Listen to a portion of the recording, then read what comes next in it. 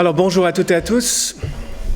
Tout d'abord, j'aimerais vous féliciter parce que vous êtes à l'heure ce matin. Vous avez confronté ce changement d'heure avec persévérance, avec courage et ça mérite une félicitation.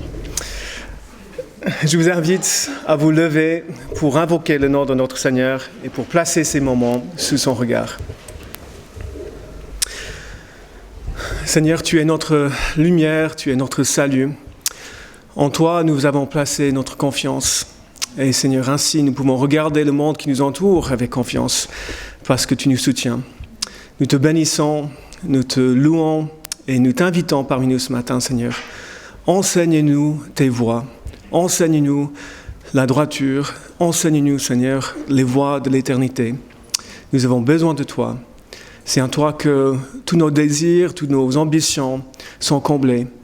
Et Seigneur, nous sommes reconnaissants de t'appartenir, de te connaître. Et nous t'invitons parmi nous ce matin. Au nom de Jésus-Christ, nous prions. Amen.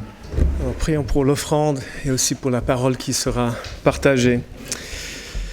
Père Céleste, tu es ce grand Dieu qui a créé toutes choses par ta volonté. Et toutes choses existent par ta volonté. Et Seigneur, tu es aussi ce Dieu qui pourvoit pour sa création. Et nous proclamons, Seigneur, que tu es un Dieu qui est généreux, qui donne et qui donne et qui donne. Et Seigneur, donne-nous de chercher d'abord ton royaume et ta volonté pour nos vies, et ainsi d'entrer dans cette promesse que toutes choses nous seront données par la suite. Seigneur, merci pour cette offrande, que tu nous aides à l'utiliser selon ta volonté, et qu'elle soit multipliée d'entre tes mains pour le bien de ton peuple et pour l'avancement de ton règne. Seigneur, merci pour Fernand, pour toutes ces années de service et pour ce message qu'il va partager avec nous ce matin, que tu loin de ta présence, de ta sagesse. Et Seigneur, donne-nous aussi les oreilles pour entendre. Au nom de Jésus. Amen. Alors merci Dan. Durant mes derniers messages, on a parcouru ensemble quelques-unes des montagnes sur lesquelles Jésus s'était rendu.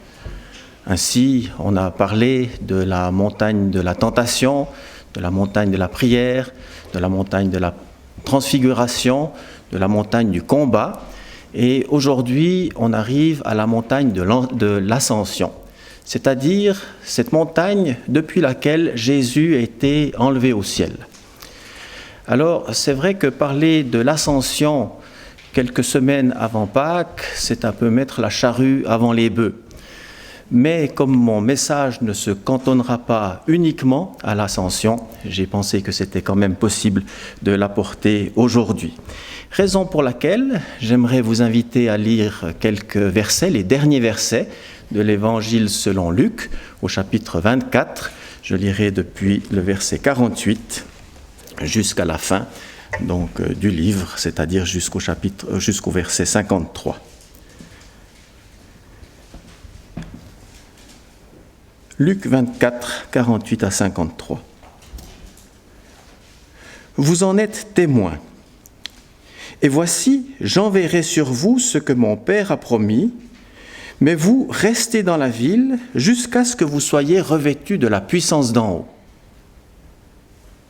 Il les emmena jusqu'à vers Béthanie, puis il leva les mains et les bénit.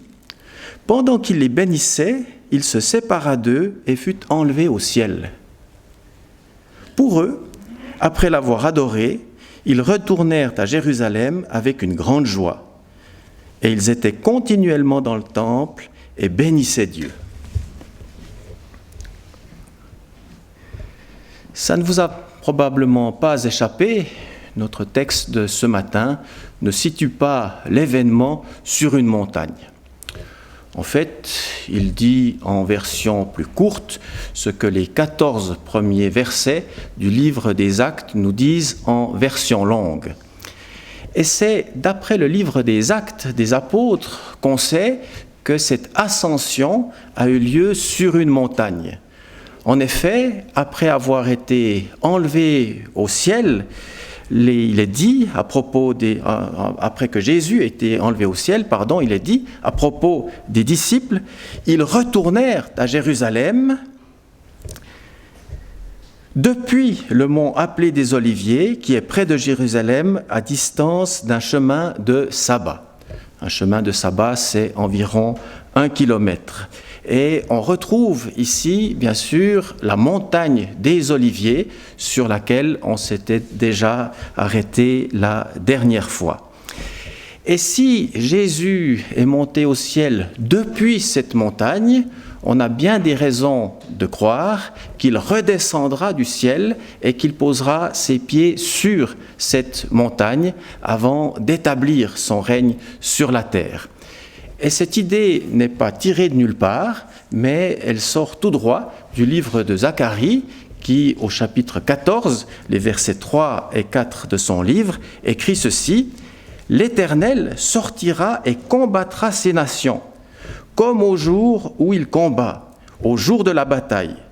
Ses pieds se placeront en ce jour-là sur le mont des Oliviers qui est vis-à-vis de Jérusalem, du côté de l'Orient. » Comme Jésus a été enlevé au ciel, il en reviendra un jour dans la gloire, posera ses pieds sur le mont des Oliviers et établira son règne. Mais entre ce moment de l'ascension et le moment de son retour se situe une période de temps que la Bible appelle les derniers temps. Et ce matin, je vous propose qu'on parle un peu de ces derniers temps. On pourrait penser que la notion des derniers temps recouvre les quelques décennies, les quelques années, les quelques décennies, voire peut-être un siècle ou deux avant le retour de Jésus. Mais cette version a un problème, c'est qu'on ne sait pas à partir de quel événement particulier il faut situer les derniers temps. Est-ce qu'il y a un événement à partir duquel commencent réellement ces derniers temps? Et si oui, lequel? Et comme Israël, on l'appelle parfois l'horloge de Dieu, on pourrait alors se poser la question, est-ce que c'est à partir du moment où des communautés juives commencent de retourner en Israël que commencent les derniers temps? Ou alors est-ce que c'est à partir du moment où l'État d'Israël est fondé? Ou à partir du moment où Jérusalem est à nouveau proclamée comme capitale éternelle et indivisible d'Israël? Ou alors s'agit-il d'un autre événement, d'un signe particulier? En fait, on ne sait pas. Alors, il est sans doute plus conforme aux Écritures de considérer ces derniers temps comme les apôtres les considéraient. Et quand on écoute les apôtres, on s'aperçoit qu'eux considéraient déjà vivre dans les derniers temps. Et c'était le cas en particulier de l'apôtre Pierre. Et on s'en aperçoit lorsqu'il prend la parole le jour de la Pentecôte à Jérusalem, ce jour où le Saint-Esprit est descendu du ciel, aussi était répandu sur les disciples, et la foule qui était réunie pour l'occasion, bien sûr, se demandait ce qui se passait ce jour-là à Jérusalem, et l'apôtre Pierre explique ce qui se passe à partir d'une prophétie tirée du livre de Joël. Et puis, dans cette prophétie, quand on la lit dans le livre de Joël, elle commence par ces mots. « Après cela, je répandrai mon esprit sur toute chair. » Mais lorsque l'apôtre Pierre cite cette prophétie, il ne la cite pas littéralement, il change un peu le début et il commence par dire « Dans les derniers jours, dit Dieu, je répandrai de mon esprit sur toute chair. » Ce qui signifie que l'apôtre Pierre considérait l'accomplissement de cette prophétie, l'accomplissement qui se produisait sous ses yeux à l'instant même, il considérait l'accomplissement de cette prophétie comme appartenant aux derniers jours. Dans les derniers jours, dit Dieu, je répandrai de mon esprit sur toute chair. Par conséquent, Pierre considérait déjà vivre dans les derniers jours. Et puis, bien des années plus tard, l'apôtre Paul lui emboîtera le pas. Et il écrit à Timothée dans sa deuxième lettre, et il parle également des derniers jours. Et puis, il lui dit, vous trouvez ça au chapitre 3 de la deuxième lettre à Timothée, il lui dit ceci, « Dans les derniers jours, il y aura des temps difficiles. » Et puis ensuite, il explique pourquoi ces temps seront difficiles et il dresse toute une liste de qualificatifs, tous plus inquiétants les uns que les autres, pour définir ce que seront les hommes à ce moment-là. Et il dit, dans les derniers jours, il y aura des temps difficiles parce que les hommes seront égoïstes, amis de l'argent, blasphémateurs, rebelles à leurs parents, et ainsi de suite, rien de bon en perspective. Mais après avoir dressé cette liste de caractéristiques, il dit à Timothée, « Éloigne-toi de ces gens-là. » Il y a parmi eux des gens qui s'introduisent dans des maisons et puis qui séduisent certaines femmes et ainsi de suite. Alors on se pose la question, pourquoi est-ce que l'apôtre Paul dit à Timothée, éloigne-toi de ces hommes-là, si ces hommes-là ne devaient apparaître que dans un futur plutôt lointain? S'il lui disait cela, c'est que ces hommes-là, avec ces caractéristiques-là, sévissaient déjà en ce temps-là. Et Paul considérait cela comme également un signe des derniers temps. Par conséquent, lui aussi considérait vivre déjà à son époque dans les derniers jours, dans les derniers temps. Quant à l'apôtre Jean, lui enfonce le clou et il dit « c'est, petits enfants, c'est la dernière heure ». Et nous savons qu'un antichrist vient. Puis ensuite il ajoute « il y a maintenant plusieurs antichrists ». Par là, nous reconnaissons que c'est la dernière heure. Et pour lui aussi, il considérait vivre la dernière heure. Par conséquent, ces questions de dernier temps, de dernier jour, de dernière heure faisaient déjà partie de l'actualité des apôtres. Et si eux étaient déjà dedans en leur temps, alors à peu près 2000 ans plus tard, on ne peut que considérer qu'on est un peu plus avancé dans cette période que la Bible appelle les derniers temps. Maintenant, la question qui se pose à nous, bien sûr, c'est comment vivre dans ces derniers temps. Et pour répondre à cette question, j'aimerais vous inviter à revenir sur le mont des Oliviers, parce que c'est sur cette montagne-là que Jésus a livré son discours qu'on appelle parfois la petite Apocalypse, où il parle en particulier des temps de la fin. Et on trouve cela dans Matthieu 24, dans Marc 13, mais également dans Luc au chapitre 21. Et comme on est dans l'évangile de Luc ce matin, je vous propose de lire ensemble la version de Luc, donc où Jésus parle des derniers temps, Luc 21, et puis je lirai depuis le verset 5 jusqu'au verset 38. Luc 21, 5 à 38. Comme quelques-uns disaient du temple qu'il était orné de belles pierres et d'objets apportés en offrande, Jésus dit : « Les jours viendront où de ce que vous voyez, il ne restera pas pierre sur pierre qui ne soit renversée. » Ils lui demandèrent : « Maître, quand donc cela arrivera-t-il et quel sera le signe annonçant ces événements ?» Jésus répondit : « Prenez garde d'être séduits, car bien beaucoup viendront sous mon nom et diront : c'est moi, et le temps est proche. Ne les suivez pas. Quand vous entendrez parler de guerre et de désordre, ne vous effrayez pas, car cela doit arriver premièrement, mais ce ne sera pas tout de suite la fin. Alors il leur dit : une nation s'élèvera contre une nation et un royaume contre un royaume. Il y aura de grands tremblements de terre et parfois et par endroits des pestes et des famines. Il y aura des phénomènes terribles et de grands signes dans le ciel. Mais avant tout cela, on portera les mains sur vous et l'on vous persécutera, on vous livrera aux synagogues, on vous jettera en prison, on vous mènera devant des rois et devant des gouverneurs à cause de mon nom. Cela vous donnera l'occasion de rendre témoignage. » Mettez-vous donc dans l'esprit de ne pas préméditer votre défense, car je vous donnerai une bouche et une sagesse à laquelle tous vos adversaires ne pourront résister ou contredire. Vous serez livrés même par des parents, des frères, des proches et des amis, et ils feront mourir plusieurs d'entre vous. Vous serez haïs de tous à cause de mon nom. Mais il ne se perdra pas un cheveu de votre tête. Par votre persévérance, vous sauvegarderez vos âmes. Lorsque vous verrez Jérusalem investie par des armées, sachez alors que sa désolation est proche.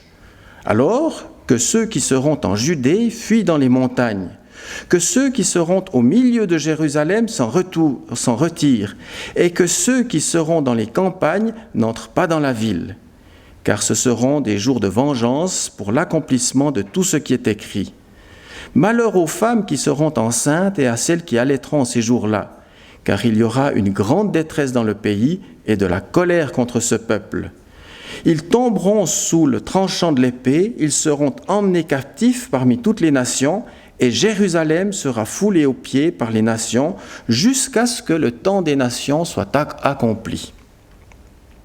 Il y aura des signes dans le ciel, dans le soleil, dans la lune, dans les étoiles, et sur la terre, une angoisse des nations qui ne sauront que faire au bruit de la mer et des flots.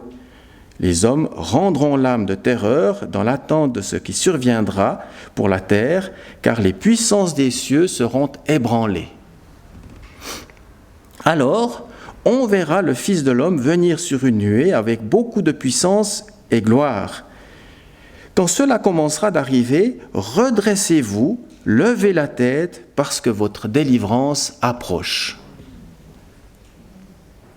Et il leur dit une parabole. Voyez le figuier et tous les arbres.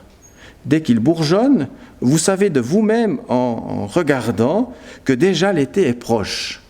De même, vous aussi, quand vous verrez ces choses arriver, sachez que le royaume de Dieu est proche. En vérité, je vous le dis, cette génération ne passera point que tout cela n'arrive. Le ciel et la terre passeront, mais mes paroles ne passeront point. Prenez garde à vous-même, de crainte que vos cœurs ne s'apesantissent par les excès de l'ivrognerie ou par les soucis de la vie, et que ce jour ne fonde sur vous à l'improviste comme un filet, car il viendra sur tous ceux qui habitent la surface de la terre. Veillez donc et priez en tout temps, afin que vous ayez la force d'échapper à tout ce qui doit arriver et de paraître debout devant le Fils de l'homme. Pendant le jour, Jésus enseignait dans le temple, et il allait passer la nuit au mont dit des Oliviers. Et tout le peuple, dès le matin, se rendait vers lui dans le temple pour l'écouter. Alors ce matin, j'aimerais pas m'arrêter particulièrement sur les signes dont on entend parler dans ce texte, mais plutôt sur l'attitude à avoir durant ces derniers temps. Et j'aimerais qu'on puisse retenir 5 éléments en particulier qui sont comme l'armure à revêtir pour affronter ces temps qui sont les derniers. Et le premier de ces éléments se trouve au verset 8, lorsque Jésus dit ceci: « Prenez garde que vous ne soyez séduits, car plusieurs viendront en mon nom, disant « C'est moi ». Et le temps est proche. Ne les suivez pas. »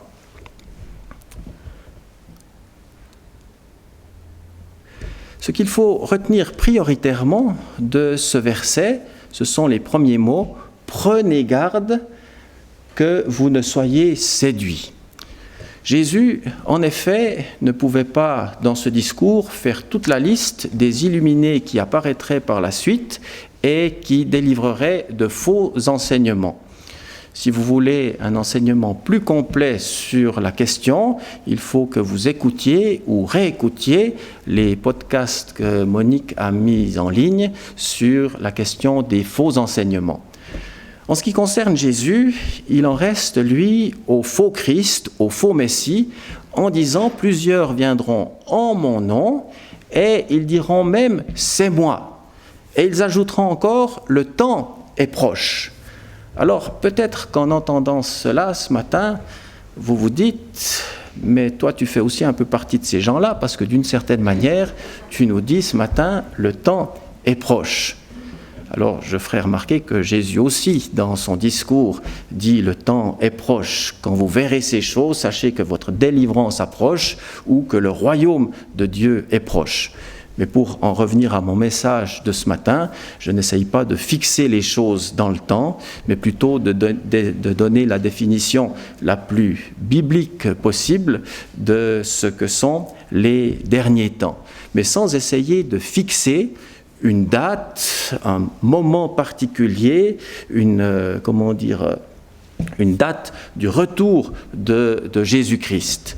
Je crois qu'on n'a pas à faire ce genre de choses, mais il y a régulièrement des personnes qui viennent avec ce type de message et qui disent d'une certaine manière « le temps est proche ». Et au moyen de subtils calculs, ils nous disent même à peu près quand Jésus devrait revenir. Le dernier en date qui a sévi à ce sujet, il y en a eu peut-être d'autres après, mais dont j'ai entendu parler, c'était en 2012, je crois. Il disait, oui, Jésus a dit qu'on ne pouvait ni connaître le jour et l'heure, mais il n'a pas dit qu'on ne pouvait pas connaître le mois et l'année. Alors lui précisait le mois et l'année, ça devait être en septembre 2012. Depuis, on a compris que ces calculs ne tenaient pas la route et moi j'avais reçu son livre, je l'ai feuilleté très superficiellement et puis il a passé tout de suite là où il devait aller, c'est-à-dire à la corbeille à papier. Jésus dit, ces personnes qui viennent avec ce type de message-là et qui disent « le temps est proche », le message de Jésus sur cette question est clair, ne les suivez pas. Et malheureusement, il y a toujours même des chrétiens affermis qui trouvent qu'il y a quand même quelque chose de juste et ils ne se rendent pas compte que le mensonge, la séduction est toujours crue que grâce à la portion de vérité qu'elle contient. Donc, pour nous, arrêtons-nous à ce que Jésus dit, ne les suivez pas. Et le message principal de Jésus quant à son retour est le suivant. On en trouve un échantillon dans Apocalypse 16, verset 15. Il dit ceci, « Voici, je viens comme un voleur ». Ça, c'est le message de Jésus sur son retour. Je viens comme un voleur, et on n'a jamais entendu qu'un voleur disait exactement quand c'est qu'il allait passer. Heureux celui qui veille et qui garde ses vêtements afin qu'il ne marche pas nu et qu'on ne voit pas sa honte. À mon avis, c'est entièrement suffisant pour que nous puissions nous préparer et attendre le retour de Christ. Pour le reste, Jésus dit « ne les suivez pas ». Deuxième élément que j'aimerais vous inviter à retenir au verset 9, où Jésus dit ceci, « Quand vous entendrez parler de guerre et de désordre, dans certaines versions et de bruit de guerre, ne vous effrayez pas, car cela doit arriver premièrement, mais ce ne sera pas tout de suite la fin. Quand vous entendrez parler de guerre et de bruit de guerre, ne vous effrayez pas. » Alors, Jésus ne dit pas que les choses dont on entend parler ne sont pas effrayantes en elles-mêmes, mais il dit, quand vous en entendrez parler, ne vous effrayez pas. Alors maintenant, il ne dit pas non plus qu'il n'y a pas à se préparer parfois à certains événements. On entend aujourd'hui, en effet, alors assez proche de chez nous, parler de guerre, et même plus que de bruit de guerre, mais carrément de guerre. Et on ne sait pas en l'état comment les choses peuvent tourner. Se préparer un peu à ce genre de choses, en faisant par exemple quelques réserves comme le conseillent nos autorités, par exemple, n'est pas tout à fait hors de sens, à mon sens. Bien sûr, maintenant, si on devait être comme les Ukrainiens et puis fuir de chez nous, tout cela n'aurait servi à rien, mais un peu de préparation, un peu d'intention peut avoir sa raison d'être. Mais pour le reste, Jésus, ce qu'il nous dit, c'est que nous n'avons pas à crouler sous un joug de crainte, mais que nous avons à lui faire totalement confiance et à ne pas s'effrayer, parce que ces choses doivent arriver. Ça ne sera pas encore la fin quand elles se produiront, mais elles doivent arriver et nous ne devons pas être effrayés de cela. Et puis Jésus continue, troisième élément, cette fois au verset 28, et Jésus dit ceci, « Mais quand cela commencera d'arriver, alors redressez-vous et levez la tête parce que votre délivrance approche. » Ce n'est pas le moment de paniquer, ce n'est pas le moment de trembler, c'est le moment de redresser la tête, de se redresser et de lever la tête, parce que nous savons, au travers de ces signes, de ces événements, que la délivrance approche. Et puis il continue encore, au verset 34, « Prenez garde à vous-même. » Avant, il a dit « Prenez garde que vous ne soyez séduits. » Et puis, il parlait d'un ennemi à l'extérieur de nous. Et puis, il revient une deuxième fois avec un « prenez garde », mais cette fois, il dit « prenez garde à vous-même ». Non pas de peur d'être séduits, mais que vos cœurs ne s'apesantissent par les excès ou l'ivrognerie et par les soucis de la vie, et que ce jour ne fonde sur vous à l'improviste. Et l'ennemi, en quelque sorte, contre lequel Jésus nous rend attentifs, dans le cas particulier, ce sont ces élans de la chair, toujours portés vers les fruits de la chair et vers les soucis de la vie. Et ces choses fonctionnent pour l'homme spirituel comme une véritable narcose, et il y a à veiller à ne pas se laisser envahir par cela, mais à prendre garde à soi-même afin de ne pas être gagné par ces choses. Et puis il termine, enfin pas tout à fait il termine, mais pour les exhortations de ce matin, celle sur laquelle j'aimerais m'arrêter en dernier, la 5e, « Veillez donc et priez en tout temps, afin que vous ayez la force d'échapper à ces choses et de paraître debout devant le Fils de l'homme. » Et là, c'est un message qui revient souvent, « Veillez et priez ». J'ai parfois l'impression que les chrétiens font beaucoup de choses, tout sauf veiller et prier, mais le message de Jésus, c'est veiller et prier, afin que vous ayez la force de tenir dans ces moments-là et de paraître debout lorsque le Fils de l'homme paraîtra. Alors, lorsque les disciples étaient rassemblés autour de Jésus sur le mont des Oliviers, en face du temple, ils ont entendu ce message-là. Et puis, quelques semaines plus tard, ils étaient à nouveau sur cette montagne, et cette fois, Jésus a été enlevé au milieu d'eux et est monté au ciel. Et juste après qu'il soit monté, ils ont entendu ce message. Ce Jésus qui a été enlevé au ciel reviendra au milieu de vous de la même manière que vous l'avez vu aller au ciel. Ce Jésus qui est monté au ciel reviendra. Alors, pour nous, eh bien, nous l'attendons, et nous l'attendons en prenant garde de ne pas être séduits. Nous l'attendons sans s'effrayer des événements qui doivent se produire. Nous l'attendons en nous redressant et en levant notre tête. Nous l'attendons en prenant garde à nous-mêmes, et nous l'attendons en veillant et en priant. Et aujourd'hui, il n'est pas déraisonnable de prier afin que ton règne vienne, car le monde a besoin plus que jamais que son règne vienne, que le règne de Christ soit établi sur cette terre. Amen. Seigneur, nous voulons bénir ton nom pour ta parole, et bénir ton nom pour les encouragements, mais aussi les avertissements qu'elle contient.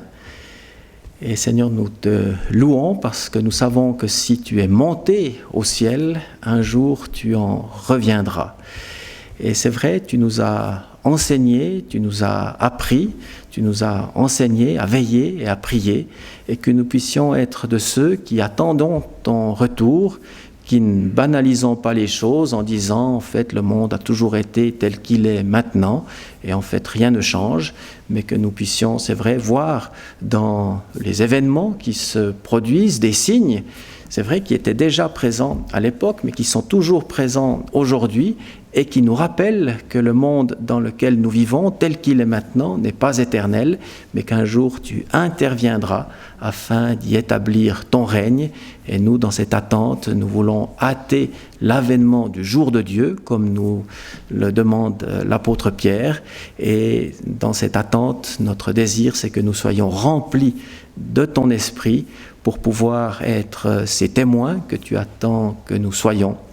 Et Seigneur, notre prière, c'est que jour après jour, nous soyons remplis de toi et que nous puissions attendre avec ferveur ce jour de délivrance, ce jour où le royaume de Dieu viendra. Amen. Pour la semaine, il y a des réunions de prière. Donc ce soir, 18h, dans les locaux ici, si je ne me trompe pas, ou donc sur Zoom. Le mardi 29 à 9h, donc mardi, des femmes en promenade méditative. Vous pouvez contacter Mona Kraus ou Astrid Babst pour les informations pour cette activité. Et mardi soir à 20h, on a notre assemblée générale. Donc tous les membres sont invités, mais aussi les amis de l'Église pour suivre les informations et aussi pour discuter de l'avenir et de ce qui se passe actuellement dans l'Église. Jeudi 14h, réunion de prière, aussi par Zoom. Le vendredi 1er avril, donc réunion d'intercession à 20h. Donc il y a justement la visite d'Eric Famater le vendredi 1er avril. Soirée feu chez Christian Virneau, réservée aux hommes, 19h. Et 19h30, les groupes de jeunes à Schönberg. Et on va continuer avec nos 2 cultes dimanche prochain. Sauf erreur, je pense qu'on a tout dit. Je vous invite à vous lever pour la prière finale.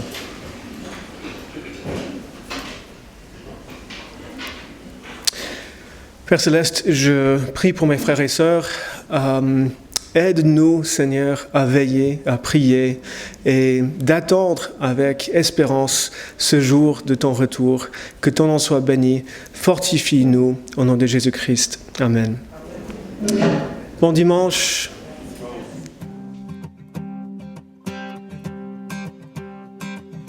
Quittant la gloire de ton ciel, tu es venu sur terre. Fils aimé du Dieu éternel, tes bras tu as ouverts. Ta grâce a bouleversé le cours de notre humanité. Nous crions ensemble, victoire, Christ est la lumière du monde. Que sa gloire couvre la terre, puissance infinie qui libère. Son nom est saint, il est saint, il est saint. Nous les fils et les filles du roi entonnons chaque jour un hymne de gloire et de joie, célébrant son amour. Les nations de la terre s'inclineront devant le Père, chanteront ensemble, victoire. Christ est la lumière du monde, que sa gloire couvre la terre, puissance